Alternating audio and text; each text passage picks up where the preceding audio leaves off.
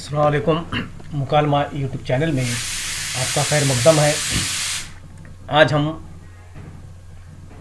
गैर दरसी इक़्तिबास जो सवाल नंबर 1 के जिम में है, APJ अब्दुल कलाम के एक वाक़े की तरफ इशारा करता है ये इक़्तिबास। तो चलिए शुरू करते हैं इक़्तिबास। दर्ज झेल गैर दरसी इक़्तिबास का बग़ौर मुताला करके नीचे दी गई सरगर्मियाँ मुकम्मल कीजिए।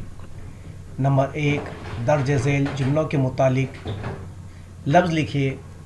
नंबर 1 देखिए, मुसन्निफ़ के गांव का नाम हम रामेश्वर लिख सकते हैं। इसका जवाब, मुसन्निफ़ की बहनोई का नाम, बहनोई जो थे उनके अहमद जलालुद्दीन यहाँ पर ज़िक्र है, उनकी बहन से उनकी शादी हुई।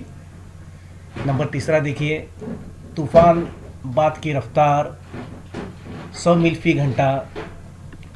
चौथा सवाल देखिए, टूट कर गिरने वाले पुल का नाम हम इसमें लिख सकते हैं। तो चलिए अब इक़्तिबास देखते हैं। मैं भी 6 साल का था कि मेरे वालिद ने लकड़ी की बादमानी कश्ती बनाने का काम शुरू किया ताकि वो ज़ारीन को रामेश्वर, देखो जो APJ अब्दुल कलाम का पैदाइशी गाँव रामेश्वर से धनकोडी के, जो कश्ती जो है रामेश्वर से धनकोडी के दरमियान में कश्ती चलती थी जिसे सतकराई भी कहते हैं, और वहाँ से वापस ला सकें। उन्होंने अपने एक अज़ीज़ अहमद जलालुद्दीन की मदद से समंदर के किनारे कश्ती बनाने का काम शुरू किया। जलालुद्दीन ने बाद में मेरी बहन से शादी कर ली। मैं कश्ती को बनाता हुआ देखा करता। लकड़ी के ढांचे और बनने से डूबने से बचने के लिए पट्टियों को आग से तपाकर पक्का किया जाता था। कश्ती की वजह से मेरे वालिद का कारोबार खूब चमक गया, मगर अचानक एक दिन तूफ़ान बाद, जिसकी हवा 100 मील फ़ी घंटे की रफ्तार से ज़्यादा तेज़ थी और हमारी कश्ती और सतकराई की ज़मीन के एक बड़े टुकड़े को उड़ा कर ले गया। पाबम पुल एक रेलगाड़ी के साथ जो मुसाफिर से भरी थी उसके ऊपर टूटकर गिर पड़ा।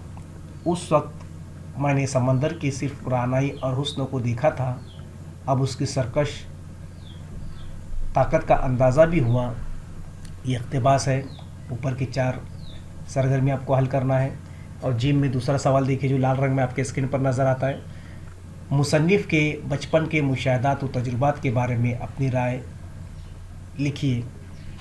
हमें को 3 से 4 सत्रों में इक़्तिबास की रोशनी में भी अगर हम राय लिख सकते हैं उनके मुशाहदात के बारे में, तो लिखिए। ये 4 मार्क की एक छोटी सी सरगर्मी है, आप इसे घर बैठे बैठे हल कीजिए। और गैर दरसी इक़्तिबास में 4 में से 4 मार्क्स हासिल हम कर सकते हैं। थोड़ा गौर व फिक्र करने की ज़रूरत है। इसे हल कीजिए। और ये वीडियो कैसा लगा ज़रूर कमेंट करके बताइए। अल्लाह हाफ़िज़।